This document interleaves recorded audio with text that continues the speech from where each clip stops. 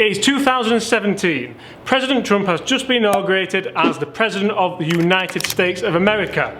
Brexit has just been decided, sort of, and the Taylormade M1 is causing a stir in the golf world.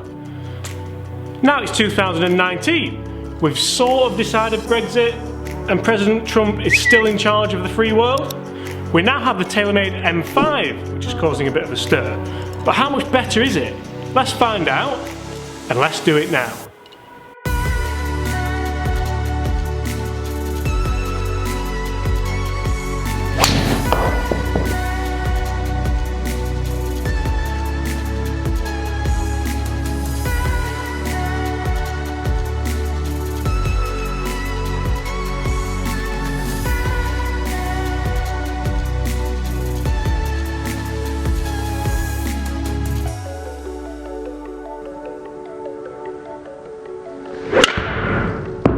Hi everyone, James Robinson here. If you are new to the channel and this is your very first time watching my content, then welcome to the channel.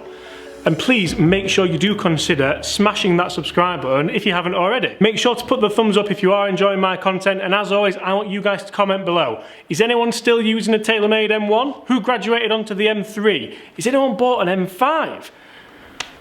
Let's find out what the differences are.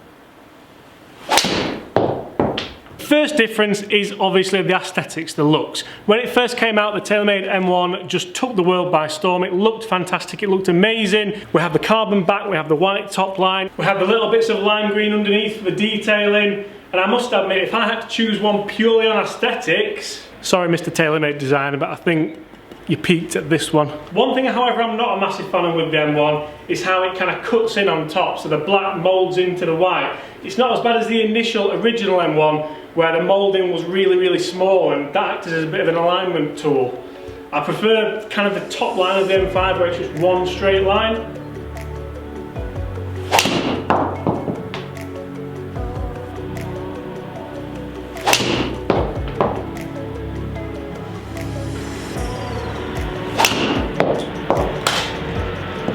The 2017 M1 offered us a T-track for adjustment, so you can move the weights, you could set it to low spin, you could set it to high spin, you could set it to draw, you could set it to fade. The M5 offers us the inverted T-track. So let's just do the way around. The big story to come after the M1 was the M3 with twist face, twisty face. So if the ball came out the toe or the heel, you were pretty much guaranteed to hit that fairway.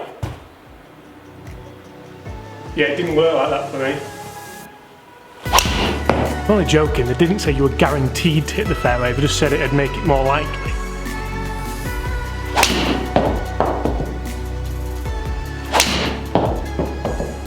Ooh.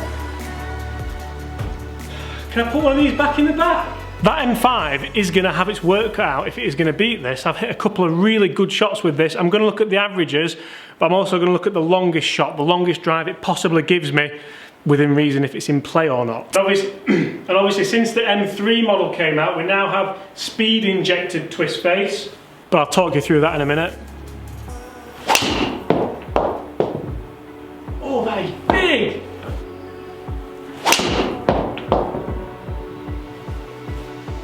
I always remember this driver sounding amazing. And it doesn't seem to sound that amazing anymore. I don't know if that's because the generations of acoustics have moved on so much and the M3 sounded phenomenal and the M5 sounds even better. But it sounds a little bit dead to me now. It really is amazing how that can happen, isn't it? Like when you have a car and then the new model comes out and the new car looks way better than the old car, but you used to love the old car. Now you don't love the old car as much as the new car, but the new car doesn't even look as good as the old car. Let's just hit one more shot, shall we?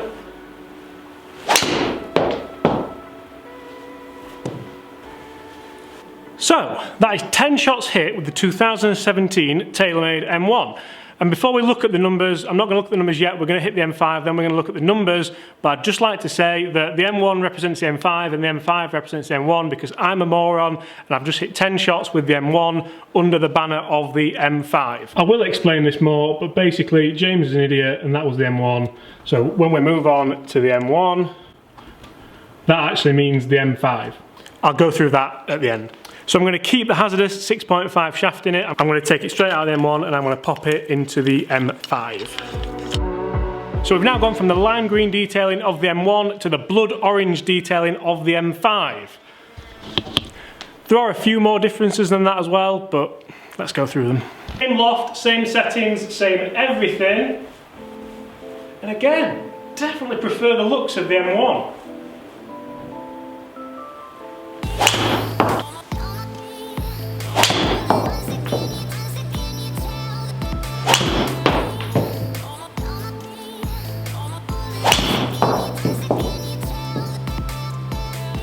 Oh, love the sound of the M5. The Taylormade M5 now features speed injected twist face, which doesn't actually mean speed injected twist face, it actually means speed reduced twist face, because every club head is made illegally and then Taylormade pack it with resin to make it legal again.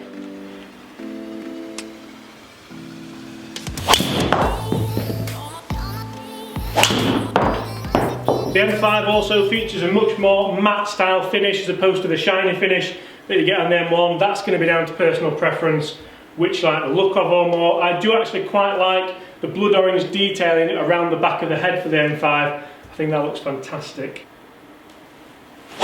I'll tell you what guys, so far, I think the M1 might take this. I don't know exactly what it is, but I definitely don't seem to be striking the M5 as well as the M1, and I'm trying my best.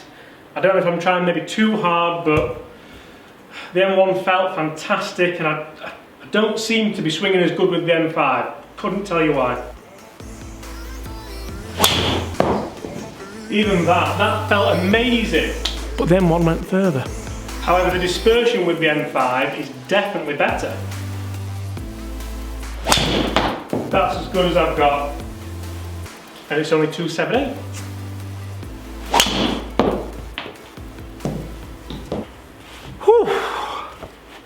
That is 20 golf shots hit, 10 with the Taylormade M1, 10 with the Taylormade M5. I've spoke to you about the differences. I've spoke to you that I prefer the look of the M1, I prefer the sound of the M5. But what's the real difference? Let's find out. It says M1, it really means M5. And then if I pan across to where it says M5, that really means M1. So you can see immediately the M5 is launching a lot higher than the M1. And quite a little bit straighter as well. You take out a couple of real bad drives there, and amazing how consistent the trajectory was with the M1. Anyway, let's start with the M1. Remember that says M5, it doesn't in fact mean M5 because James is a moron. That means M1 2017. All pretty good numbers. Couple real big ones. Biggest one there, 283. That is a good hit, real nice hit. Average distance, 271, so not fantastic, and remember this is human testing, so it depends entirely on the day. I have had averages at like 280 for driver tests. M1 spinning at 2.8, so pretty optimum, could be a little bit lower, and ball speed of 157. Remember the ball speed is going to be a really interesting factor because Taylormade claim everyone gets faster with the Taylormade M5 and M6 with the speed injection, so remember 157.8. Now if I pan you over from the M5 that says M1, but in fact to the M1 that means M5, sorry about this guys.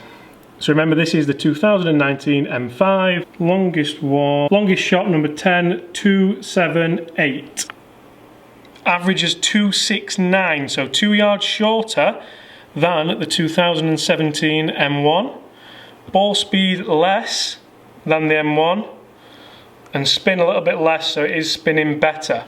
So on today's test, the 2017 M1 for me today has beat the 2019 Taylormade M5. And this is a really interesting subject because I'm heavily considering gaming this. I've been using it, I've been enjoying it, I've been really liking it. However, some of the shots that I've seen in here today aren't a fluke. I've seen them out on the golf course, they come high out the face, they balloon up in the air, they spin a lot, and they just don't seem to go anywhere. And I thought it might have just been a little bit of a fluke, but then getting in here and seeing it on the launch monitor is exactly the same. And for some reason, didn't have that with this. Is it anything to do with the twist face? I know it is a minimal adjustment of the loft, but could it be that? I honestly do not know. One thing which I didn't particularly think about, which I've thought about after filming the video, was how badly I swung the M5 as opposed to the M1, and how little a difference there is in the distances. So for me, although it's not maintained the ball speed, it has maintained the distance. But then you also have to say that this one went straighter.